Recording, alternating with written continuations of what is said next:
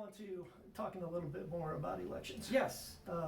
Obviously, as I said at the beginning of this segment, we've got a huge one coming up in 2020. We do. In fact, I would call it probably the most pivotal election, at least in my lifetime. I think it definitely was the case. And actually, that we applied that same moniker to 2016, and it's turned out to be the most pivotal election of our lifetime. Well, even since 2016, I mean, as voters go to the ballot in 2020, you're deciding between socialism versus capitalism. Exactly. You're deciding globalism versus nationalism. Right. You're deciding whether or not the swamp gets bigger, or do we continue to drain it? I mean, these are the very, very complex, huge questions that voters are being asked in the 2020 election. Here in Putnam County, how are people voting? What have they done in the past? What do we expect them to do in the future? Well, I have a visual aid. Great. And actually, that's one of the things I wanted to emphasize this evening is that when we talk about things like socialism versus capitalism or other big national issues, people think, well, we're in Putnam County. How does that actually matter? Well, it matters a great deal. And this is kind of an illustration for you. Here, you want to hold this? Sure. In 2016, we had the highest voter turnout in the state of Ohio. 82% of our registered voters turned out to vote. Of those voters who turned out to vote, 79.3% of them voted for President Trump. We had the highest voter turnout in Ohio, and only our good friends in Mercer County edged us out slightly with the overall percentage for President Trump. Why that matters? Well, I'll point that out on the maps in a second. 2018, we had a very similar result. Our turnout was about 63%, which put us at the third highest voter turnout in Ohio in 2018. But we were the leading county statewide in 3 of the races for governor, attorney general, and secretary of state. And we were the second highest percentage for the other 2, for the treasurer and for the auditor.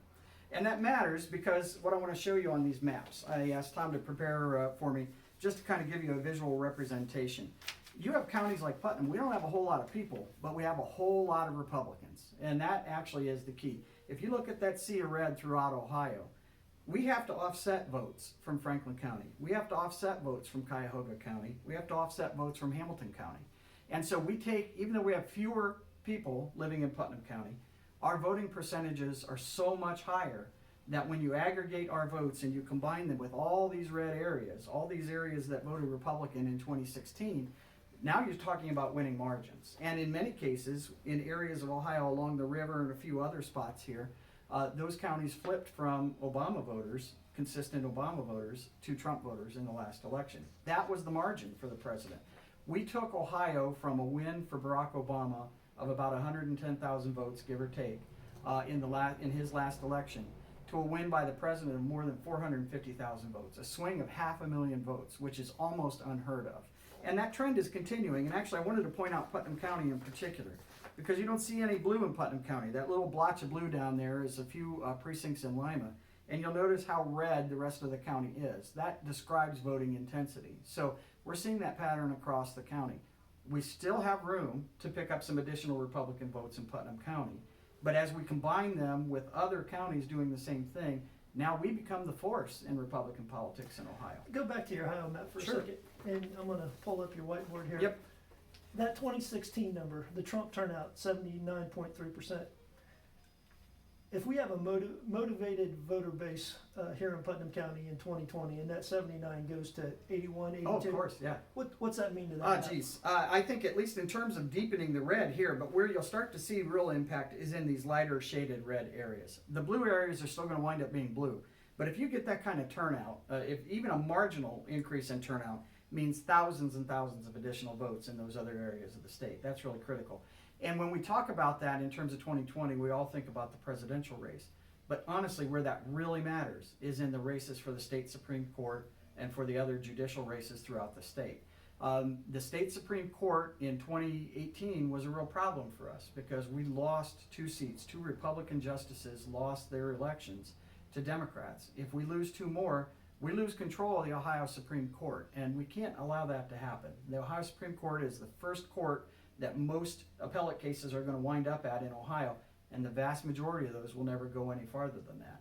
If that court's in the hand of Democrats, then we're going to see a lot of the accomplishments we achieved over the course of the last several years being undone. And that's where this kind of turnout, this kind of intensity, is actually going to make a huge difference. You know, to me, I look at that, and that's why it's so important for voters to do their homework, and hopefully we're a tool for them so they can do their homework. Absolutely. Because once again, 2020 is, I mean, Trump is on the ballot. You know, Trump gets people going, whether Right. you're for him, you're against him. I mean, tempers flare. I mean, Right. that's just who Trump is. But going back to capitalism versus socialism, Exactly. you know, nationalism versus globalism, bigger government versus smaller government. We got to focus voters on every race on that ballot when they go in the booths Absolutely. in 2020. Right. President, it starts with the president, but boy, who you vote for U.S. House of Representatives, who you vote for Ohio Supreme Court, who you vote for judges locally, Right. all plays into this equation since the Democrats wanted to move their party to the extreme Very left. far to the left. And we're seeing, I mean, and part of this, when you look at this intensity, is many of these counties, like I mentioned earlier, used to be blue counties. Yes. These people are very much like us, at least in terms of their background, their work profiles, you know, where they came from. But what they were before was the ancestral Democrats, and they saw what was happening to the modern Democratic Party, and they made this decision to make that switch in 2016. Even areas up here where Mahoning County is, in Youngstown, and Trumbull County. Trumbull County went from a Democrat county to a Republican county for the first time since 1952 in 2016. And it's solidifying its GOP hold going forward. That's the kind of thing we have to do statewide if we're going to be successful in a lot of these other races that we've talked about. Thank you, Chairman, for your time. Thanks, Tom. And we thank you for tuning in. We'll look forward to seeing you next time. Take care. Bye-bye.